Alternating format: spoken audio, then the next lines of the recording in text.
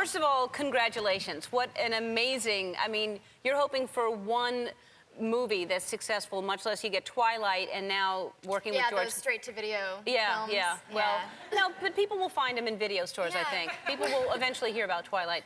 And now you're working with George Clooney, which has to be exciting, and you are nominated for Golden Globe, Screen Actors Guild, Critics' Choice, People's Choice. You've won the National Board Review Award, Best Supporting Actress, Rising Star Award at Film Festival in Palm Springs. I mean, it's amazing. I feel embarrassed. I don't know what to do when you're thinking. Just say thank you. Thank you. I mean, really, that's just incredible. And how are you processing all of this?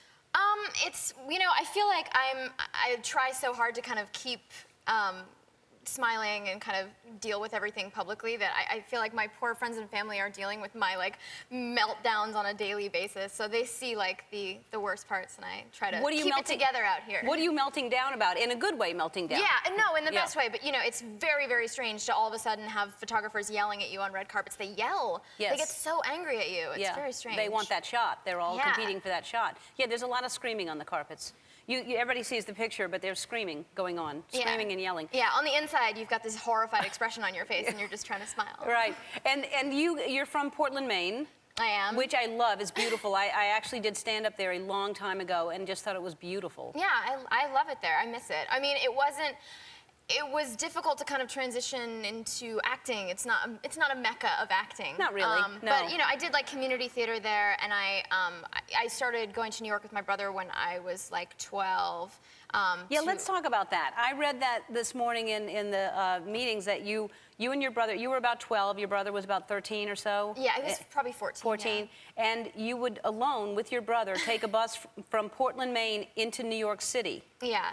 Yeah, I mean, it's like, when I hear it now, it sounds really strange, but we thought it was so magical. Like, we just kind of did not see any kind of danger around us. Right. It's like if you set up like a split screen of what reality was and what our imagination was, like, it'd probably be like night and day. Like, we just thought like everything was so like shiny and beautiful, and we were just these two little kids in New York, the safest city in the world. Yeah, now, where were your parents during this time? Well, they worked, you know, but you know, they knew that this is what I wanted, and so they figured out a way to make it happen. By putting you on a bus to send you to New York City? Okay. I'm sure they're lovely people, but and it worked out well, but that's crazy that you and your brother went to New York on a bus by yourselves. Yeah. And then you'd get to New York and do what? Go audition? Yep. Pretty much. Sometimes it would be like 6 hours down to audition for like 10 minutes and then 6 hours back. I wanted it, you know? Yeah. And so what was the first thing you got? It was High Society. It was a Broadway show when I was 12.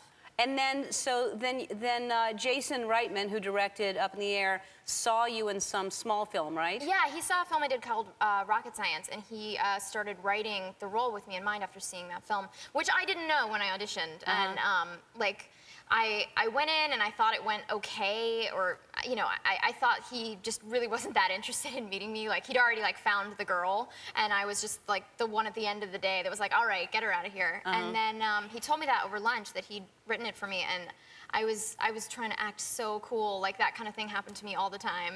I'm sure it actually came off, like, really cold, but I was just trying to, like, be a professional. Well, he did a great job, and I think you're amazing. I can't imagine anyone else in that part. I thought that you were just, you were so captivating in that movie. I really liked you a whole lot. And you were shooting this at the same time as you're shooting Twilight. So you're working with Robert Pattinson, and then you're getting on a plane and going to work with George Clooney. Yeah. Yeah, and George gave me such a hard time about shooting Twilight. Whenever I came back, it was like, oh, you know, sorry, this isn't the Twilight set, and you're not working with Mr. Handsome. He called Rob Mr. Handsome. And so one of the times I went up to Vancouver, I got Rob, who was, that month, he was on the cover of GQ.